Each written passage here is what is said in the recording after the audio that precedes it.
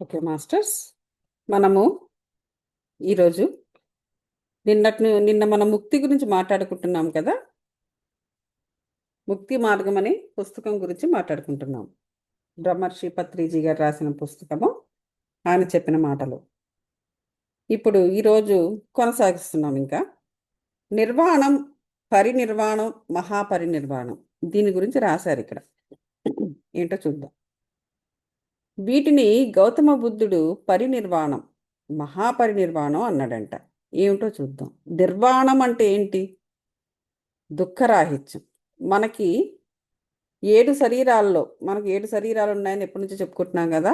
7 శరీరాలు, లేదా 7 ఆత్మలు, లేదా ఈ 7 బాడీస్. అందులో ఇంకా అప్పర్ స్టేజ్లో ఉన్నది, హయ్యర్ స్టేజ్లో ఉన్నది నిర్వాణిక్ బాడీ. నిర్వాణం, నిర్వాణిక్. నిర్వాణం అంటే ఏంటంటే దుఃఖరాహిత్యము. అంటే ఇక్కడ దుఃఖం అనేది ఇక ఉండదు. ఇక మనం దాన్ని టచ్ చేసామంటే ఇంకా శూన్యంలోకి వెళ్ళిపోతాం అనమాట. ఇంకేం ఉండదు. ఇంకా మళ్ళీ జన్మ కూడా ఎత్తాల్సిన అవసరం ఉండదు. పరినిర్వాణం అంటే ఇంకా దానికి ఇంకా అప్పర్ స్టేజ్లో అనమాట, ఇంకా హయ్యర్ స్టేజ్. అదేంటి? గొప్ప దుఃఖరాహిత్యము. ఓకే. మహాపరినిర్వాణం అంటే అత్యంత గొప్పదైన దుఃఖరాహిత్యము. ఇంకా అత్యంత గొప్పదనమాట. ఇంకా అసలు అది. అలాగే నిన్న మనం ఎక్కడ ఆపాము? పరిముక్తి, మహాపరిముక్తి. ముక్తి అంటే మనం ఏం చెప్పుకున్నాము? సత్వ, రజో, తమో గుణాల యొక్క దోషాలన్నీ కూడా నివారించుకోవడమే ముక్తి. అంటే బుద్ధి లెవెల్లో చెప్పుకున్నాం కదా. దానికన్నా ఇంకా హయ్యర్ స్టేజు పరిముక్తి, ఇంకా హయ్యర్ స్టేజు మహాపరిముక్తి. అదేవిధంగా నిర్వాణం, పరినిర్వాణం, మహాపరినిర్వాణం. ఇది గౌతమ బుద్ధుడు ఆయన యొక్క బోధన నుంచి వచ్చినది. సో నిర్వాణం అంటే దుఃఖరాహిత్యము, పరినిర్వాణం అంటే గొప్ప దుఃఖరాహిత్యము, మహాపరినిర్వాణం అంటే అత్యంత గొప్పదైన దుఃఖరాహిత్యము. కనుక నిర్వాణం, పరినిర్వాణం, మహాపరినిర్వాణం, అథవా ముక్తి, పరిముక్తి, మహాపరిముక్తి. సో ఇప్పుడు ముక్తి, పరిముక్తి, మహాపరిముక్తి అన్న బుద్ధుని యొక్క టీచింగ్స్లోంచి వచ్చిన నిర్వాణం, పరినిర్వాణం, మహాపరినిర్వాణం, ఈ మూడు కూడా ఒకటే. ఈ మూడైనా ఆ మూడైనా ఒకటే. ఈ మూడింటి గురించి మనం విశేషంగా విస్తారంగా తెలుసుకుందాం. మనం మన స్వంత జీవితంలో శారీరకపరమైన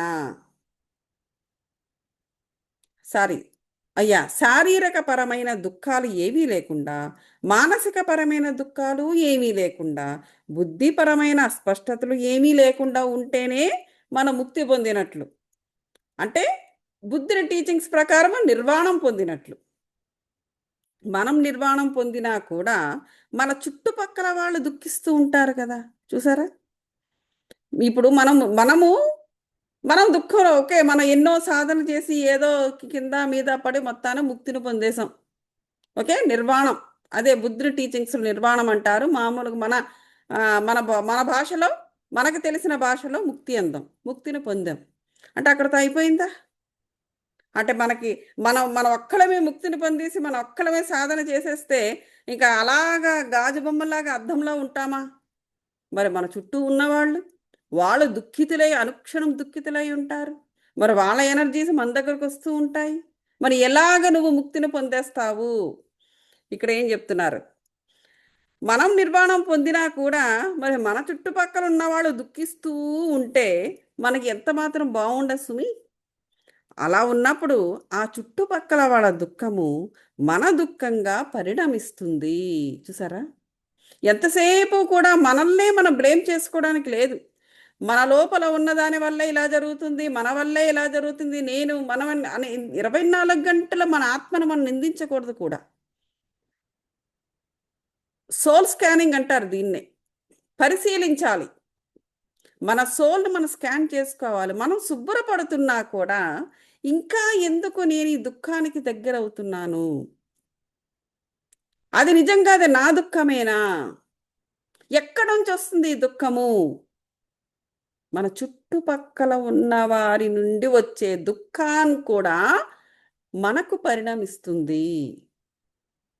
యాక్చువల్‌గా చెప్పాలంటే, నాకు 2, 3 సంవత్సరాల క్రితము ఈ దుఃఖాన్ని ఒక సెపరేట్ సబ్జెక్ట్‌గా నేను చూసాను నా కళ్ళతో. ఎక్కడి నుంచొస్తుంది ఈ దుఃఖము? ఎక్కడినుంచో వస్తున్నట్టుగా నాకు నాకు కళ్ళకి కనిపిస్తూ ఉండేది. దట్ అదే మొదటి ఆహ్, అదే నా నాలో ఉన్న నాలో ఒక స్పిరిచ్యువల్ షిఫ్ట్‌కి నేను యాక్సెప్ట్ చేసింది. అప్పటికే స్పిరిచ్యువల్ షిఫ్ట్ వచ్చింది గానీ, బట్ నేను నోటీస్ చేయలా. నేను యాక్సెప్ట్ చేసింది ఆ క్షణమే.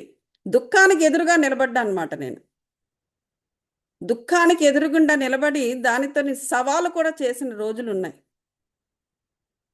నిద్ర పట్టేది కాదు. ఆఖరికి విధికి నేను ఆపోజిట్‌గా వ్యతిరేక దిశలో విధికి ఎదురు వెళుతున్న సమయంలో పత్రిజీ గారు నా జీవితంలో ప్రవేశించారు. విధికే నేను ఎదురుగా ఎ ఎ మ మ ఎదురుగా వెళ్ళబోయాను నేను. సో, ఇట్లాంటివన్నీ కూడా మనలో ఉన్న ఒక షిఫ్ట్‌ని తీసుకొస్తాయన్నమాట. ఆ షిఫ్ట్‌ని తీసుకురావడానికి నాకు జరిగిన ఇది యాక్చువల్‌గా ఇది నేను ఎగ్జాక్ట్‌గా చెప్పలేను. అది అనుభవించిన వాళ్ళకే తెలుస్తుందది. సో, కాబట్టి మనం సాధన చేసి మన ముక్తి పొందేస్తే సరిపోదు. మన చుట్టుపక్కల ఉన్నవాళ్ళు అనుక్షణం దుఃఖిస్తూ ఉంటారు. ఆ దుఃఖాన్ని మా ఏదో ఒక విధంగా అది మనల్ని చూసి దుఃఖించొచ్చు.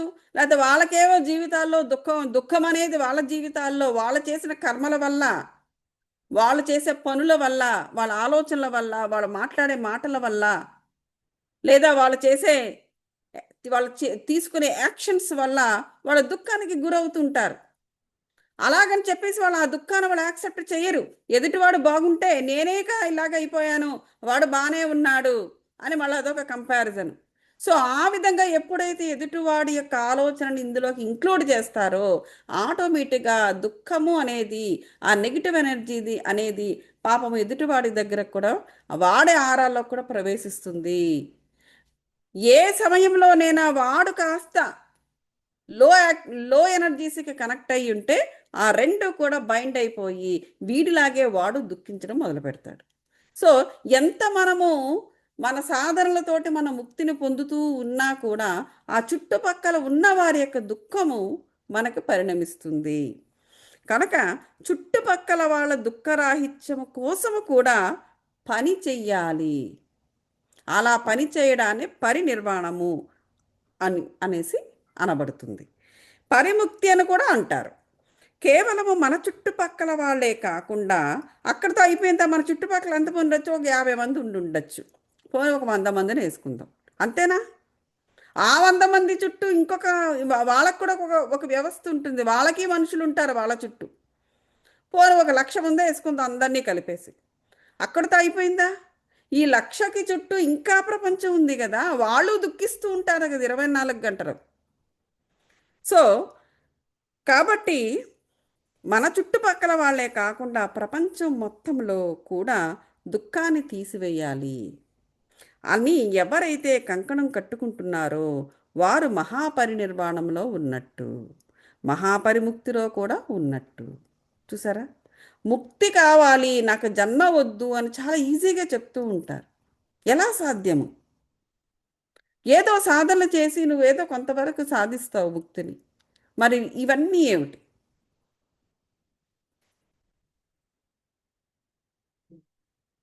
ఇప్పుడు 3 రకాల సాధనలు చెప్పారు. ఇది అందరూ చేయవలసిందే. ఇది ఒకరి వల్ల అయ్యే పని కాదండి. సారీ. ప్రపంచం మొత్తంలో దుఃఖం ఎలా పోవాలి? ప్రపంచము దుఃఖము వారి దుఃఖము కనుక ఈ ప్రపంచం యొక్క దుఃఖము ఎవరి దుఃఖాలు వాళ్ళవి కదా! ప్రపంచంలో ప్రతి ఒక్క వ్యక్తికి ఒక దుఃఖం ఉంటుంది. అది ఎవరి దుఃఖం వారిది కదా! మరి వారి దుఃఖం నుంచి సుదూరంగా మనం ఎలా పోవాలి? పోవాలంటే ప్రపంచంలోని మొత్తం దుఃఖం అంతా కూడా పోవాలి. అంతే కదండీ! ఇప్పుడు మన దుఃఖాన్ని ఏదో కింద మీద పడి సాధనలు చేసి మనం ముక్తిని పొందేసాం. కానీ మిగతా వాళ్ళ దుఃఖాలు మరి వాళ్ళ దుఃఖాలు కదా! వాళ్ళ సొంత దుఃఖాలు కదా! వాళ్ళ సొంత కర్మలు, వాళ్ళ సొంత ఆలోచనలు, వాళ్ళ సొంత పనులు, సొంత యాక్షన్స్. మరి ఆ దుఃఖం పోవాలంటే ఎలా? మన వల్ల సాధ్యమవుతుందా? మనం తీసేయగలమా? ప్రపంచంలో ఉన్న మొత్తం దుఃఖం పోతే వాడి దుఃఖం కూడా పోతుంది. కనుక వ్యక్తిపరంగా మనము మన నుంచి దుఃఖం పోతేనే ముక్తి. వ్యక్తిపరంగా మన నుంచి దుఃఖం పోతే ముక్తి. మన చుట్టుపక్కల వారి దుఃఖం కూడా పోతే పరిముక్తి. ప్రపంచంలోని దుఃఖం అంతా తొలగిపోతే అప్పుడే వచ్చేది మహాపరిముక్తి. స్వంతానికి తెలుసుకున్న తర్వాత ఇక అందరికీ తెలియజెప్పే ధర్మం ఒకటి ఉంటుంది. దాన్ని తీర్థంకర గోత్రబంధం అంటారు. తీర్థంకరుడు అంటే టీచర్ అన్నమాట. స్పిరిచువల్ మాస్టర్, టీచర్ అంటే టీచింగ్లో ఉన్నవాడు. అంటే ఎదుటివారికి ఇప్పుడు స్పిరిచువల్ మాస్టర్స్ అంటే అందరూ టీచ్ చేయరు, అందరూ కూడా బోధకులు ఉండరు. స్పిరిచువల్ మాస్టర్స్లో కూడా అందులో వారి వారి సాధనలు బట్టి, పూర్వజన్మ నుంచి వస్తున్న సాధనలు బట్టి ఒక్కొక్కరు ఒక్కొక్క సాధనలో ఉంటారు. కొంతమంది ఓన్లీ తపస్సులో ఉంటారు, వాళ్ళెవరికి టీచ్ చేయరు. కానీ ఆ తపస్సులోనే వాళ్ళు ఎన్నెన్నో తెలుసుకుంటూ ఉంటారు. మరికొంతమంది గ్రాహకులుగా ఉంటారు, మరికొంతమంది మరొకలా ఉంటారు. మరికొంతమంది ఈ వేరే శక్తుల్ని వాళ్ళు, ప్రకృతి శక్తుల్ని వాళ్ళు సాధించుకుంటూ ఉంటారు. వాళ్ళందరూ కూడా అందరూ టీచ్ చేయరు, అందరూ ప్రచారాలు, అందరూ టీచింగ్లో ఉండరు. స్పిరిచువల్ మాస్టర్స్ అందరూ కూడా వారి వారి సాధనలు ఉంటాయి. సో కానీ ఈ టీచింగ్ చేసేవాడు, జ్ఞానాన్ని స్ప్రెడ్ చేసేవాడిని తీర్థంకరుడు అంటారు. ఈ తీర్థంకర గోత్రబంధం అంటే ఏమిటంటే, వాడికి తెలిసిన జ్ఞానాన్ని అందరికీ ఇవ్వడం అనేది గోత్రబంధం, ధర్మబంధం. ధర్మాన్ని చాటడం అనేది అది వాడి యొక్క సాధన. అలాంటి ఆ ప్రక్రియని తీర్థంకర గోత్రబంధం అంటారు. ఆ తీర్థంకరుడు ఎవడంటే వాడు. ఆ టీచర్కు టీచింగ్ చేయకపోతేనే దుఃఖం వస్తుంది, అదనమాట. కనుక తన దుఃఖం పోవడం కోసము బోధన చేస్తూ ఉంటాడు. అంటే ఏంటంటే వాడి ఎనర్జీస్ని, లేదా వాడు తీసుకునే జ్ఞానము, అందరికీ ఇచ్చే జ్ఞానము, దాని ద్వారానే వాడి సాధన అది. దాని ద్వారానే వాడు ఆధ్యాత్మికంగా ముందుకెళ్తూ ఉంటాడు. వాడు దుఃఖం నుంచి తప్పించుకుంటూ ఉంటాడు, లేకపోతే దుఃఖం వాడిని చుట్టేస్తుంది. బోధన చేస్తే వాడికి అక్కడ దుఃఖం పోతుంది. మరొకటికి మరో సాధన ఉంటుంది, మరొకటికి మరొక సాధన ఉంటుంది. కొంతమందికే బోధన చేయకుండా ప్రపంచానికి అంతటికీ నిరంతరంగా ఎవడైతే ఎప్పుడూ బోధన చేస్తాడో అతడు తన మహాపరి దుఃఖం నుంచి తొలగిపోతాడన్నమాట, మహాపరినిర్వాణానికి దగ్గర అవుతాడన్నమాట. అదనమాట. కొంతమందికే బోధన చెయ్యకుండా ప్రపంచానికి అంతటికీ నిరంతరంగా ఎవడైతే ఎప్పుడూ బోధన చేస్తాడో, కొంతమంది బోధన చెయ్యరు, ప్రపంచం కోసం నిరంతరంగా వారు శ్రమ పడుతుంటారు. మరికొంతమంది బోధన ద్వారా ప్రపంచానికి వారు హెల్ప్ చేస్తున్న వాళ్ళు మహాపరి దుఃఖం నుంచి తొలగిపోతూ మహాపరి నిర్వాణానికి దగ్గరవుతూ ఉంటారు. ఎన్ని జన్మలు పడతాయో తెలియదు కానీ దగ్గర అవుతుంటారు. దుఃఖం అనేది 3 స్థాయిల్లో ఉంటుంది. దుఃఖము, పరిదుఃఖము, మహాపరి దుఃఖము. ఇప్పుడు ఇట్లా నేను చెప్పినట్టే ముక్తి, పరిముక్తి, మహాపరిముక్తి. అదే మన బుద్ధుని యొక్క టీచింగ్స్ నుంచి వచ్చేది సేమ్ థింగ్. నిర్వాణం, పరినిర్వాణం, మహానిర్వాణం. ఇప్పుడు దుఃఖం కూడా 3 రకాలు: దుఃఖము, పరిదుఃఖము, మహాపరిదుఃఖము. సో దుఃఖము నుండి ఏ దుఃఖమైన ఉండే సరే నువ్వు విడుదల అవ్వడమే ముక్తి. కనుక ముక్తి కూడా 3 రకాలు ఉన్నాయి. అదే ఏంటి? ముక్తి, పరిముక్తి, మహాపరిముక్తి. నిర్వాణం, పరినిర్వాణం, మహాపరినిర్వాణం. ఎందుకు? దుఃఖాలు 3 ఉన్నాయి కాబట్టి. దుఃఖం, పరిదుఃఖం, మహాదుఃఖం ఉంది కాబట్టి దుఃఖం నుంచి బయటపడితే నీకు ముక్తి. పరిదుఃఖం నుంచి బయటపడితే పరిముక్తి వచ్చింది. మహాపరి దుఃఖం నుంచి కూడా నువ్వు బయటపడ్డావంటే నువ్వు 3వది కూడా సాధిస్తున్నావు, మహాపరిముక్తి. ఎవరి రోగాల నుంచి, ఎవరి మానసిక రుగ్మతల నుంచి, ఎవరి బుద్ధి మాంద్యాల నుంచి వారు తొలగిపోయినప్పుడు వారికి ముక్తి కలుగును. బుద్ధి మాంద్యం చెప్పాను కదా, 3 రకాల గుణాలు. ఈ 3 రకాల గుణాలు అన్బ్యాలెన్స్ అయినప్పుడు ఆ 3 యొక్క గుణాల యొక్క దోషాలకు వాడే గురవుతాడు. ఆ దోషము వాడితో ఆగిపోదు కదా, మొత్తము వ్యవస్థలో స్ప్రెడ్ చేస్తాడు. అక్కడితో ఆగిపోదు కదా, వాళ్ళు వెళ్ళి మరికొంతమంది స్ప్రెడ్ చేస్తారు. అక్కడితో వాళ్ళు ఆగరు, వీళ్ళు ఆగలేదు, వాళ్ళు ఆగుతారా? వాళ్ళు కూడా ఇంకా స్ప్రెడ్ చేస్తారు. సో ఇదంతా కూడా ఒక రోగం. ఈ రోగాల్ని ఎలాగ స్ప్రెడ్ చేస్తూ సరైన బుద్ధి లేకపోవడం కూడా ఒక రకమైన రోగం. ఈ రోగాన్ని స్ప్రెడ్ చేసుకుంటూ వెళ్ళిపోతూ ఉంటారు మానవులు. దానివల్ల అందుచేత ఈ దుఃఖం అనేది అంత బారుగా ఎప్పుడూ కూడా ఉంటూ ఉంటుంది. సంతోషం మధ్య మధ్యలో ఎక్కడో అలా అలా అలా అలా కనిపిస్తూ ఉంటుంది. ఎందుకు? మానవుడు ఎప్పుడూ దుఃఖితుడై ఉంటాడు. చుట్టుపక్కల ఉన్నవారికి సహాయపడుతున్నప్పుడు వారు వారి దుఃఖాల నుంచి దూరం అవ్వడమే పరిముక్తి. సహాయం అంటే ఎప్పుడు మెటీరియలిస్టిక్గానే కాదు. డబ్బు ఇవ్వడము, వాళ్ళని వీళ్ళని పీటించి భోజనాలు పెట్టడము, లేకపోతే వాళ్ళకి వీళ్ళకి జాకెట్ ముక్కలు ఇవ్వడము, అవన్నీ కూడా మన రిలీజియస్ ప్రాక్టీసెస్. అదేంటంటే మన మతపరంగా ఎదుటి మనుషులకి ఇవ్వడం అనేది నేర్పాలి అని, ఒకరికొకరు అభిమానాలు ఇచ్చి పుచ్చుకోవాలని కొన్ని పద్ధతులు మనకు అలవాటు చేశారు.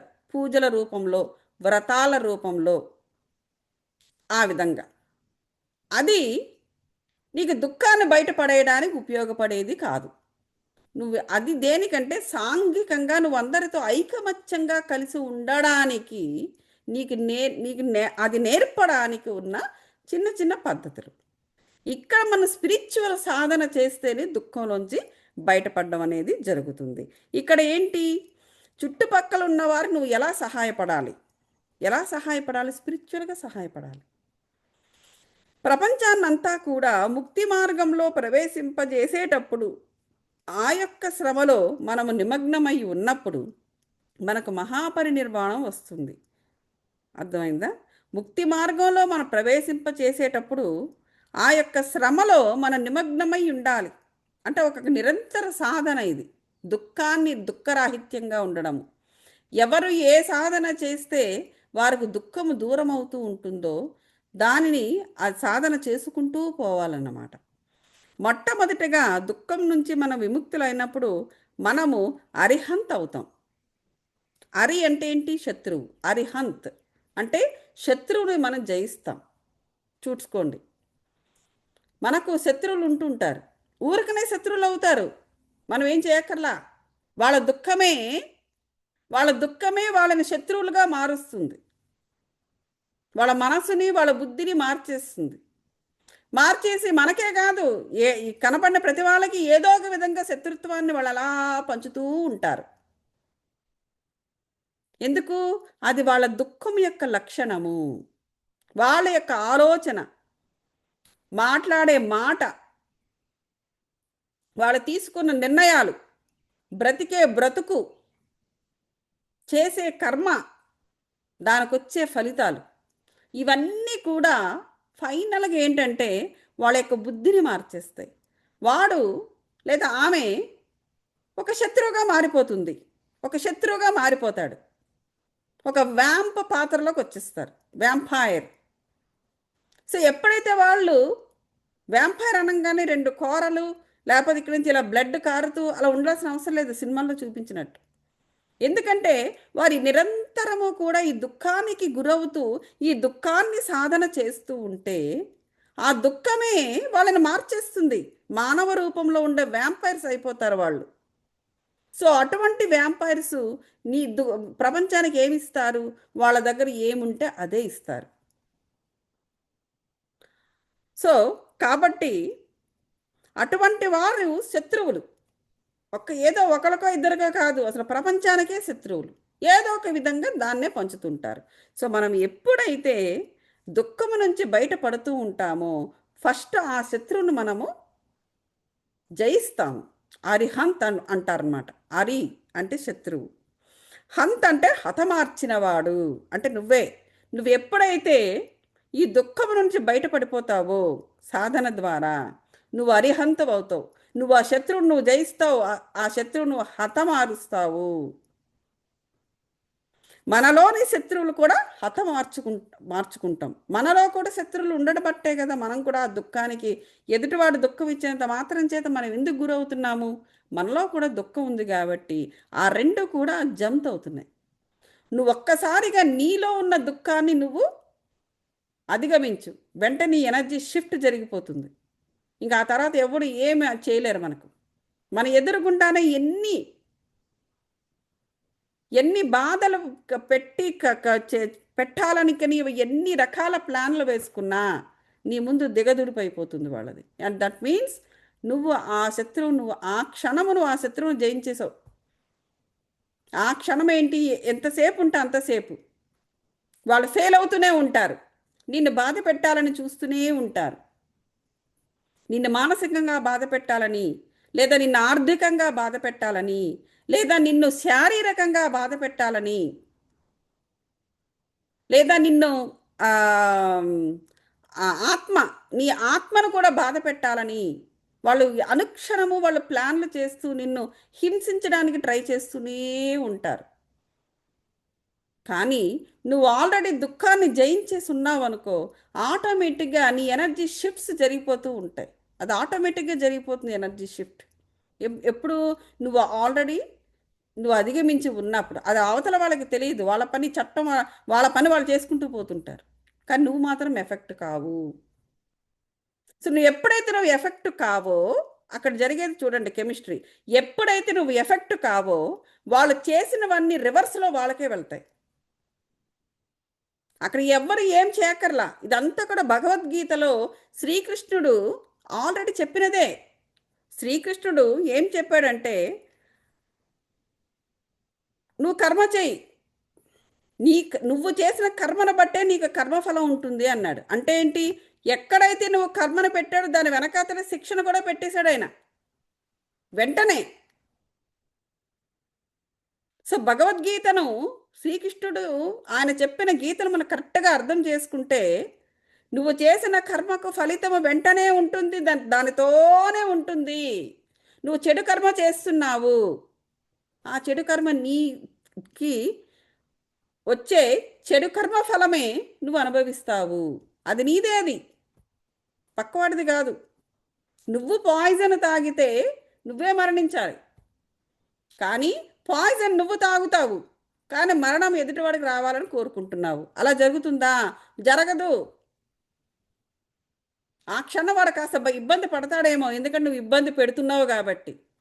బట్ డజన్ మీన్ దట్ వాడు మరణిస్తాడని కాదు. అక్కడ నువ్వే మరణిస్తావు. పాయిజన్ నీది, నువ్వు తాగుతున్నావు అక్కడ. ఎందుకు అలా జరుగుతుంది? కృష్ణుడు ఆల్రెడీ శిలాశాసనము శాసించేశాడు కాబట్టి మొత్తం కలియుగం అంతా అలాగే బ్రతకాలి. కలియుగ ధర్మం అది. కలియుగం ఎప్పుడైతే ద్వాపర యుగం ఎండ్ అవుతుందో, ఆచార్యుడు వచ్చి కలియుగంలో ఎలా బ్రతకాలో, ఏ విధంగా కలియుగ ధర్మం ఉంటుందో ఆల్రెడీ చెప్పేశాడు. నువ్వు చేసిన యాక్షన్కి రియాక్షన్ నీతో దానితో పాటుగానే ఉంది. నీకు ఎప్పుడైతే నువ్వు కర్మ చేసావో దానితో శిక్ష కూడా ఉంది అని. ఇంకెంతకన్నా ఇంకేం కావాలి? ఎందుకు అంటే అందుకే. సో కాబట్టి మనము దుఃఖాన్ని మనము ఎప్పటికప్పుడు జయిస్తూ పోతూ ఉంటే కంటిన్యూస్ సాధనతో ఇటువంటి శత్రువులు మనం ఈజీగా హతమార్చవచ్చు. మనలోని శత్రువులను కూడా హతమార్చుకోవచ్చు. మనలోని శత్రువులు హతమార్చేసామంటే ఇంక వాడు మనల్ని ఏం చేయలేడు. మనలోని తమో గుణము అంటే సోమర్తనాన్ని ముందు హతమార్చాలి. మామూలుగా మనం అనుకుంటామే, కామ క్రోధ లోభ మోహ మదమాశ్చర్యాలనే అరిషడ్ వర్గాలను మనం జయించినప్పుడు, మనము మనలోని రజోగుణాన్ని హతం చేసినప్పుడు, సాత్విక గుణాన్ని అధిగమించినప్పుడు మనం అరిహంతులు అవుతున్నాము. చూసారా? మన లోపల ఉన్న ఈ త్రిగుణాలను, మన లోపల ఉన్న ఈ అరిషడ్ వర్గాలను ఎప్పుడైతే మనం అధిగమిస్తుంటామో, మనలో ఉన్న అరిహంత్ మనలో ఉన్న అప్పుడు మనము మనలో ఉన్న వాటిని జయించి మన అరిహంతులు అవుతాం. ఎప్పుడైతే మనం అరిహంతులు అయి ఉన్నామో, ఎదుటి వాళ్ళు మనకిచ్చే దుఃఖాన్ని ఈజీగా మనం హతమార్చగలము. లేకపోతే వాళ్ళ దుఃఖము మనలో ఉన్న ఇది రెండు కలిసిపోయి మనల్ని ఇబ్బంది పెడతాయి. ఎదుటివాడి పెట్టే ఇబ్బందులకు మనం గురి కాకుండా ఉండాలి అంటే దీన్ని మనం పాటించాలి. మనం ఏది సాధించామో, దేని నుంచి ముక్తి పొందామో దానినే మన చుట్టుప్రక్కల వాళ్ళందరిలో కొంతమందికైనా ఇవ్వడానికి ప్రయత్నిస్తూ ఉంటే అది మనం పరినిర్వాణం అవుతుంది. అది. సో వాళ్ళని అలా వాళ్ళని కూడా అలా వదిలేయడానికి లేదు. అందరూ మన మాట వినరు. ఎందుకు వింటారు? అందరేం వినరు. కానీ వినేవాళ్లకు తప్పకుండా మనం జ్ఞానాన్ని బోధిస్తూ ఉంటారు. అప్పుడు మనం పరినిర్వాణము వాళ్ళల్లో కూడా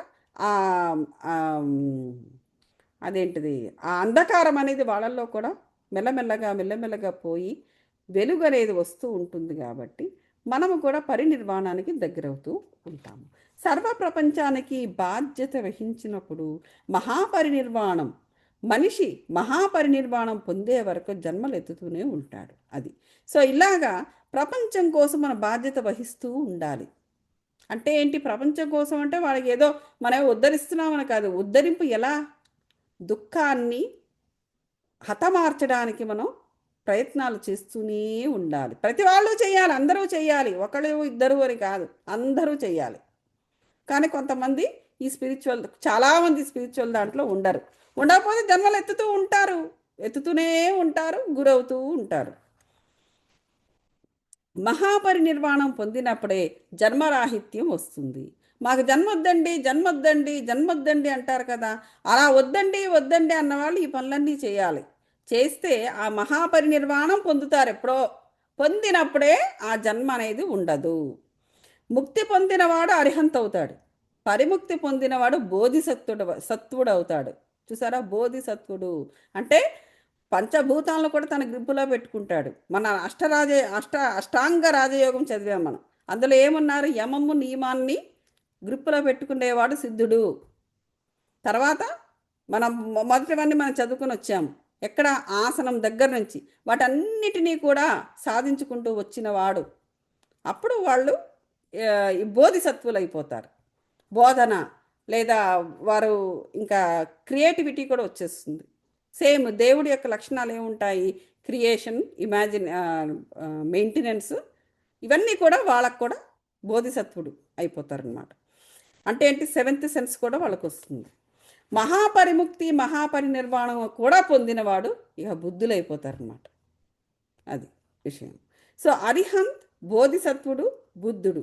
అరిహంత్ అంటే నీలోని శత్రువులను చంపుకున్నవాడు. అంటే తానే స్వయంగా గుణాతీతుడవుతాడు.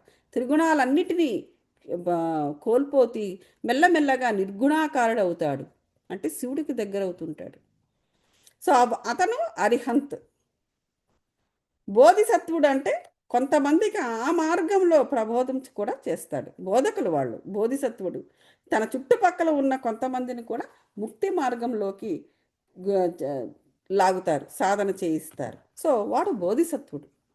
ఇక ప్రపంచానంతటినీ దృష్టిలో పెట్టుకుని ప్రపంచానంతటికీ గురువుగా అయ్యి ప్రపంచానంతటికీ మార్గదర్శకం చేయిస్తూ, అంటే ఫ్రేమ్ ఆఫ్ లైఫ్ని ఫిక్స్ చేస్తూ ప్రతి నిమిషము అందరి కోసం పాటుపడేవాడు, అందరి దుఃఖరాహిత్యాన్ని కోరుకునేవాడు, వాడే బుద్ధుడు. మహాపరిముక్త స్థితిని పొందినవాడు బుద్ధుడు.